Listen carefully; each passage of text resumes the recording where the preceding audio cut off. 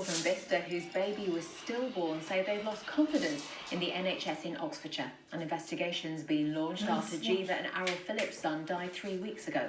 The couple are calling for better monitoring of expectant mothers. Jeremy Stern reports. Jeeva and Adriel arrived at the John Radcliffe Hospital hoping for a new beginning. Instead, they received the devastating news that their baby had passed away. It was a moment of horror for us. We had packed all the bags and we were just ready to go into the maternity unit, thinking we would be coming back with our son in a child seat but all we ended up was coming back with a box of memories. They went to the JR on December the 28th as Jeeva was in pain. They said they were assessed and were advised the labour was not advanced enough to justify staying, so they went home. We just wondered that the previous day when we had come over for the checkup, if only we must have insisted then, like, we just want to get admitted, please get us into admission. I think we would have had a baby in our hand.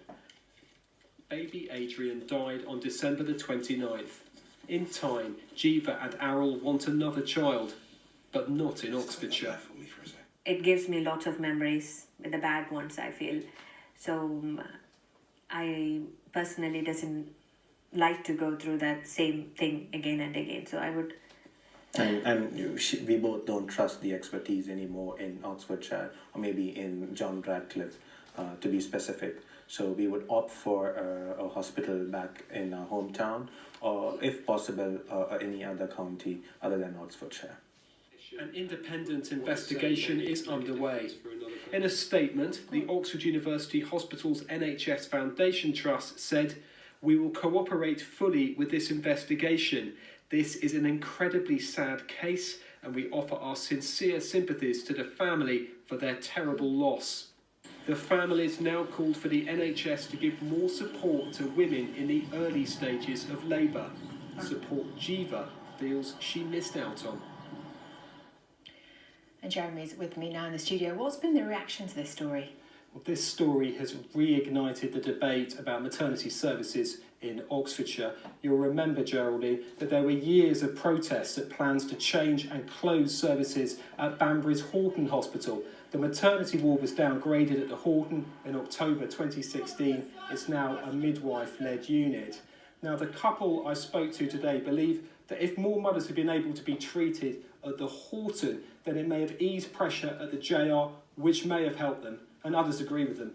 The parents that have come out now and spoken publicly about what happened to them join a list of others which haven't spoken out publicly, and they're so brave to do so. Obstetrics not being at the Horton means we can lose a new life. It may or may not be the fault of the Horton obstetrics not being here that's caused this, but there's always a doubt, what if? I gather there's been a response on social media. Yeah, families have been sharing their experiences of maternity services in Oxfordshire, and there have been some pretty worrying comments on Facebook. Laura Giles says there has to be a solution to the way maternity services are run in Oxfordshire. Kaylee Watkin believes women need the Horton as a JR can't cope with the amount of women they have in our hospital. The simple fact is, she says, it's not safe for the JR to be as busy as it is, and there were anxieties in pregnant mothers too. Claire says she's dreading going to the JR again for a baby due in March. Now, just to reiterate, an investigation has started into the death